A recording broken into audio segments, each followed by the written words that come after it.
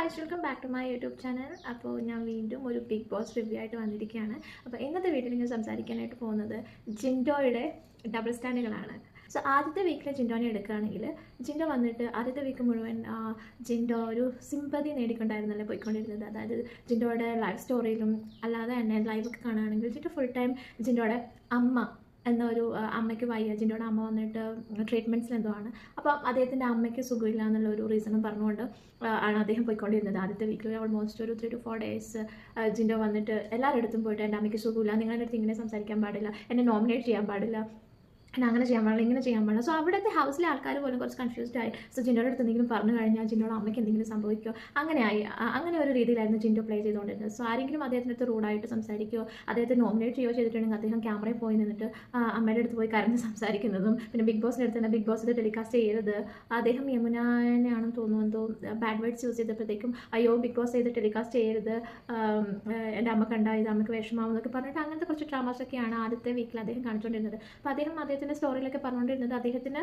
ഏറ്റവും ഇമ്പോർട്ടൻ്റ് ആയിട്ടുള്ള പേഴ്സൺ എന്ന് പറയുന്നത് അദ്ദേഹത്തിൻ്റെ അമ്മയാണ്. അദ്ദേഹത്തിൻ്റെ അമ്മയ്ക്ക് വേണ്ടി അദ്ദേഹത്തിൻ്റെ ലൈഫ് പോൾ കൊടുക്കും, അദ്ദേഹത്തിൻ്റെ അമ്മയാണ് അദ്ദേഹത്തിനെല്ലാം, അദ്ദേഹത്തിൻ്റെ അമ്മയ്ക്ക് വേണ്ടി അദ്ദേഹം എന്തും ചെയ്യും, അങ്ങനെയാണ്. പിന്നെ അദ്ദേഹത്തിൻ്റെ സിബ്ലിങ്സിനെ കുറിച്ചും പറയുന്നുണ്ട്, അവർക്ക് വേണ്ടിയും എല്ലാവർക്കും വേണ്ടി അദ്ദേഹം ഭയങ്കരമായ കാര്യങ്ങൾ ചെയ്തിട്ടുണ്ട്. അദ്ദേഹം ഫാമിലി എന്ന് പറയുന്നത് അത്ര വാല്യൂ കൊടുക്കുന്ന ആളായിട്ടാണ് നമുക്ക് തോന്നിയിട്ടുള്ളത് അല്ലേ. അദ്ദേഹത്തിൻ്റെ സ്റ്റോറിയിലും അദ്ദേഹത്തിൻ്റെ ത്രൂ ആയിട്ട് 1 വീക്കിലെ കോൺവെർസേഷൻസിലെല്ലാം ഫാമിലി, അമ്മ എല്ലാവരും വന്നിട്ടുണ്ടായിരുന്നു. അപ്പോൾ ഫാമിലിക്ക് വളരെയേറെ ഇമ്പോർട്ടൻസ് കൊടുക്കുന്ന ഒരാളായിട്ടാണ് നമുക്ക് ഫീൽ ചെയ്തിട്ടുള്ളത്.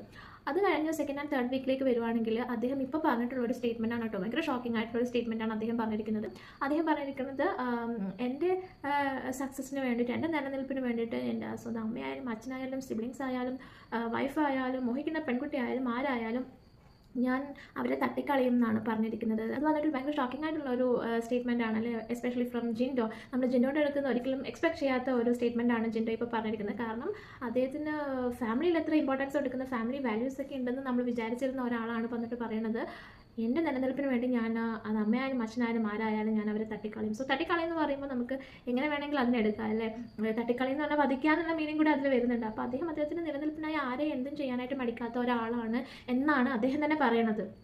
അപ്പോൾ അത് തന്നെയാണ് അദ്ദേഹം ഇപ്പോൾ ആ വീട്ടിൽ കാണിച്ചുകൊണ്ടിരിക്കുന്നത് അല്ലേ. അദ്ദേഹം എന്താണ് ഇപ്പോൾ ആ വീട്ടിൽ കാണിച്ചുകൊണ്ടിരിക്കുന്നത്? അദ്ദേഹത്തിൻ്റെ കയ്യിൽ പവർ വന്നതിന് ശേഷം അദ്ദേഹം പേഴ്സണൽ ത്രെറ്റ് വെച്ചിട്ടാണ് പല ആളുകളുടെ അടുത്ത് ബിഹേവ് ചെയ്യുന്നത്.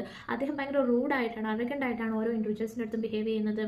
അദ്ദേഹത്തിൻ്റെ പവർ യൂസ് ചെയ്ത് ഒന്ന് തുമ്മിയാൽ പോലും അദ്ദേഹം പണിഷ്മെൻറ്റ് കൊടുക്കുകയാണ് അവിടെ അല്ലേ. യാതൊരു രീതിയിലും മാനുഷിക പരിഗണനയും കൊടുക്കാതെ അദ്ദേഹം വന്നിട്ട് എല്ലാവർക്കും പണിഷ്മെൻറ്റ് കൊടുക്കാനാണ് അദ്ദേഹം ഓടിക്കൊണ്ടിരിക്കുന്നത്. അദ്ദേഹം പറഞ്ഞ സ്റ്റേറ്റ്മെൻറ്റും അദ്ദേഹത്തിൻ്റെ ആക്ഷൻസും എടുത്തു നോക്കുകയാണെങ്കിൽ രണ്ടും ഇപ്പോൾ ഒരുപോലെ തന്നെയാണ് ഇരിക്കുന്നത്.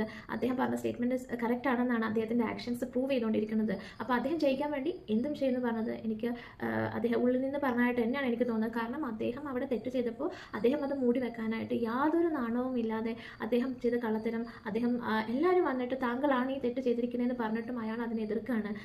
ഒരു കള്ളം ചെയ്തിട്ട് അയാൾക്ക് പണിഷ്മെൻറ്റ് സ്വീകരിക്കാൻ വയ്യാത്തത് കൊണ്ട് അയാൾ എല്ലാവരും എതിർത്തുകൊണ്ട് ഞാൻ അങ്ങനെ ചെയ്തിട്ടേ ഇല്ല എന്നാണ് അദ്ദേഹം പറയണത്. അദ്ദേഹം ജയിക്കാൻ വേണ്ടി എന്ത് കള്ളവും പറയും, എന്ത് രീതിയിലുള്ള കളിയും കളിക്കുന്നതാണ് നമുക്ക് ഇതിലൂടെ മനസ്സിലാക്കാനായിട്ട് സാധിക്കുന്നത്. കാരണം ഫോർ എക്സാമ്പിൾ എടുക്കുകയാണെങ്കിൽ അന്ന് അദ്ദേഹം സ്മോക്കിംഗ് റൂമിലിരുന്നിട്ട് അദ്ദേഹം ഉറങ്ങിപ്പോയി. അത് ബിഗ് ബോസ് ശരിക്കും നമ്മളെ കാണിച്ചു തരുന്നുണ്ട്. അദ്ദേഹം കിടന്ന് കൂർക്ക വലിക്കുന്നുണ്ട് അവിടെ.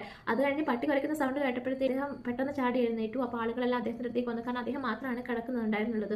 അപ്പോൾ ആളുകളെല്ലാം വന്നിട്ട് ഇദ്ദേഹത്തിൻ്റെ അടുത്ത് വന്ന് പറയുകയാണ് നിങ്ങളാണ് ഉറങ്ങിയത്. അപ്പോൾ അദ്ദേഹം പെട്ടെന്ന് സിഗരറ്റ് എടുത്തിട്ട് പറയാണ് ഞാൻ ഇവിടെ സിഗരറ്റ് വലിച്ചുകൊണ്ടിരിക്കുകയാണ്, ഞാൻ ഉറങ്ങിയിട്ടില്ല, ഞാൻ ഇങ്ങനെ ഇരിക്കുകയായിരുന്നു എന്നൊക്കെ പറഞ്ഞിട്ട് വളരെ പച്ച കള്ളാണ് അദ്ദേഹം അവിടെ പറഞ്ഞിരിക്കുന്നത്. സ്വന്തം തെറ്റ് മൂടി വെച്ച് എന്ത് കള്ളത്തരവും ചെയ്യുന്ന ജിൻഡോ ഇനി അങ്ങോട്ട് സ്വന്തം നിലനിൽപ്പിനായി എന്ത് ചെയ്യുന്നതന്നെയാണ് എനിക്ക് തോന്നുന്നത്. അപ്പോൾ നിങ്ങൾക്ക് എന്താ തോന്നുന്നതെന്ന് വെച്ചാൽ കമൻറ്റിലൂടെ അറിയിക്കും. അപ്പോൾ അടുത്ത വീഡിയോയിൽ വീണ്ടും കാണാം.